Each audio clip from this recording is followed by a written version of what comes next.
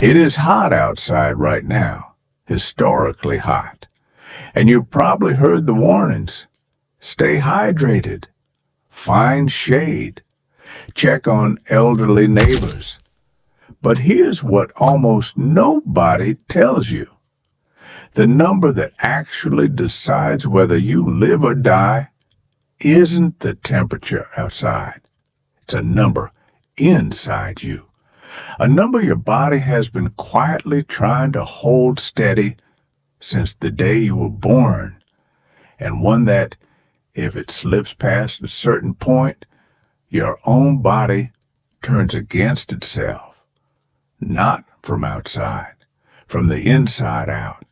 This is the story of your core temperature, the real wall between you and heat stroke, and the terrifying reason your own body's emergency system shuts itself off exactly when you need it most. Most people think heat stroke is caused by hot weather. It's not. Not exactly. Hot weather is just the trigger. What actually kills you is your own core temperature crossing a threshold your cells cannot survive. Your body runs at almost exactly 37 degrees Celsius, and it is unbelievably picky about that number. Not 36, not 39, 37. Every enzyme in your body, the molecular machines that keep you alive, are shaped to work at that exact temperature. Shape is everything for a protein. Change the temperature even a little, and that shape starts to bend. Your hypothalamus, a small structure deep in your brain, is the thermostat running this whole operation, constantly comparing your blood temperature against that 37 degrees set point and firing off corrections. Too hot, it triggers sweating and redirects blood to your skin to dump heat. Too cold, it triggers shivering. It's been doing this without you ever noticing every second of your life. And for most of your life, it wins. So, what happens when it starts to lose? At 38 degrees Celsius, you're mildly warm, barely notice.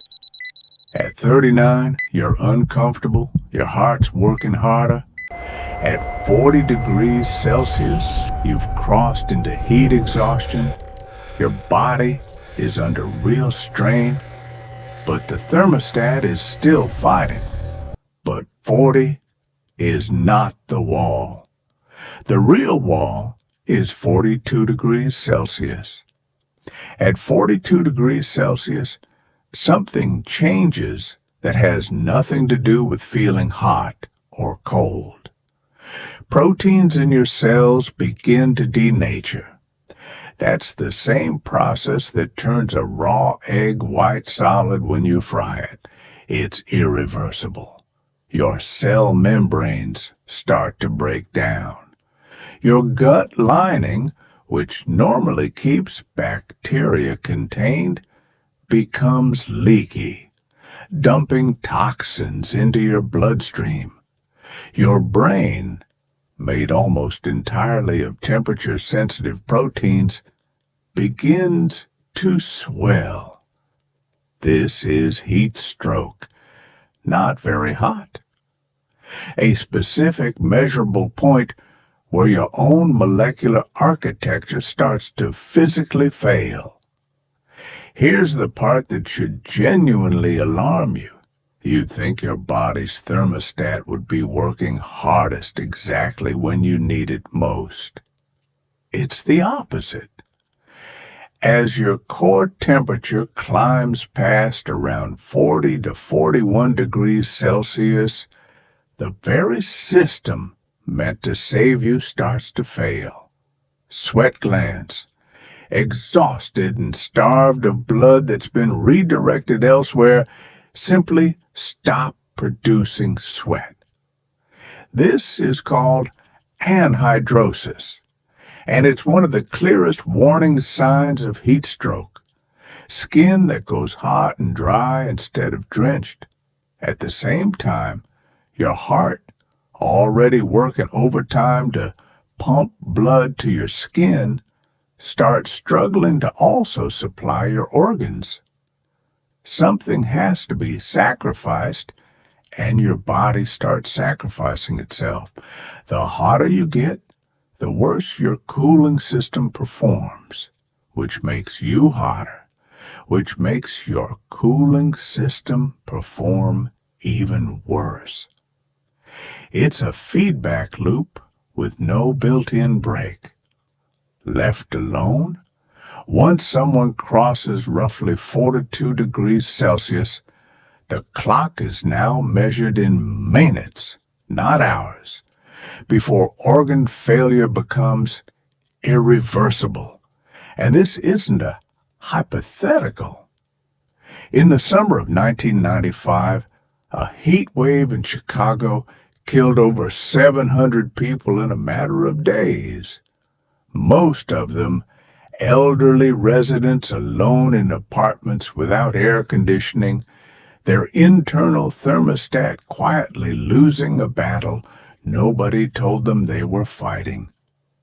Marathon runners die from this most years.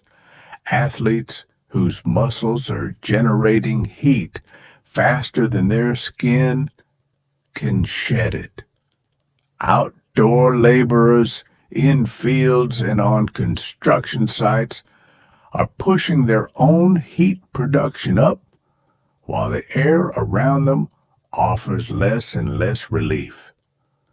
What all of these have in common is the same invisible mechanism.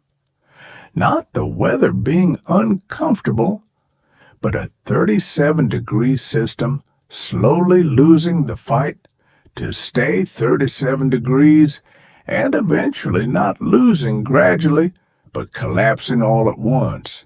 So next time a heat wave warning tells you the air temperature, remember that number was never the real one. The real number is the one inside you. And unlike the weather, it's one you can actually watch. Warm skin that suddenly goes dry, confusion, a racing heart that won't slow down.